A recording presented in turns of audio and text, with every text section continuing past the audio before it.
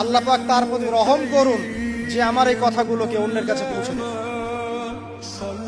নবীজির ভাষণ। এরপর নবীজি বলছেন, জেনে রাখো নিশ্চয়ই তোমাদের পরস্পরের, মুসলিমদের পরস্পরের সম্পদ, পরস্পরের রক্ত, পরস্পরের এই যে জান মাল ইজ্জত, এগুলো একে অপরের জন্য হারাম।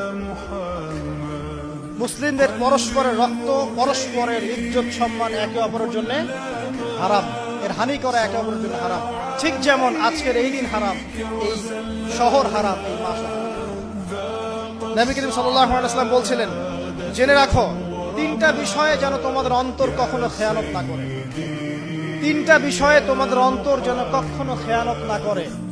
এক, তোমরা যে কাজটাই করবা শুধু আল্লাহ পাকের সন্তুষ্টির জন্য করবে। তোমরা যে কাজই করবে শুধু আল্লাহর সন্তুষ্টির জন্য করবে। তোমাদের শাসক বর্গের কল্যাণ কামনা করবে। তোমাদের শাসক বর্গের কল্যাণ কামনা করবে। 3 নাম্বার, মুসলিমদের জামাতকে আঁকড়ে ধরে রাখবে। মুসলিমদের ইউনাইটেড কমিউনিটিকে আঁকড়ে ধরে থাকবে। এই তিনটা বিষয় পালনের ক্ষেত্রে তোমাদের অন্তর যেন খেয়ানত না করে। এদিন সূর্য ঢলে যাওয়ার পরে নবী সাল্লাল্লাহু আলাইহি ওয়াসাল্লাম আরো বললেন, শুনে রাখো হে মানব জাতি, এটা ভালো করে শোনেন, শুনে রাখো হে মানব জাতি, নিশ্চয়ই আমি মুহাম্মদ সাল্লাল্লাহু আলাইহি ওয়াসাল্লাম জাহেলি যুগের যত কুপ্রথা আছে সমস্ত কুপ্রথাকে আমার পায়ের তলে পিষ্ট করে গেলাম। জাহেলি যুগে কি ছিল ভাই?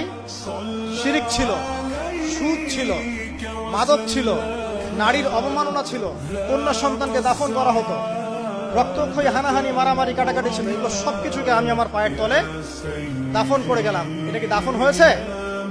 তিনি বলছেন, নিশ্চয়ই আমি জাহেলি যুগের সুদকে আমার পায়ের তলে পিষ্ট করে যাচ্ছি। সর্বপ্রথম যার সুদ আমি পিষ্ট করছি তিনি হচ্ছেন আব্বাস ইবনে আব্দুল মুত্তালিব, আমার চাচার সুদ। নিজের পরিবার থেকে দৃষ্টান্ত স্থাপন করলেন।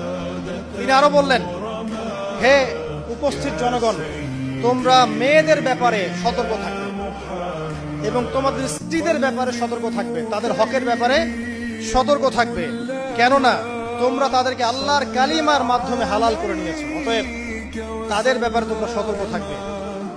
তোমাদের উপর তাদের হক হচ্ছে তোমরা যা খাবে, যা পরবে, তাদেরকেও তাই খাওয়াবে, তাই পরাবে।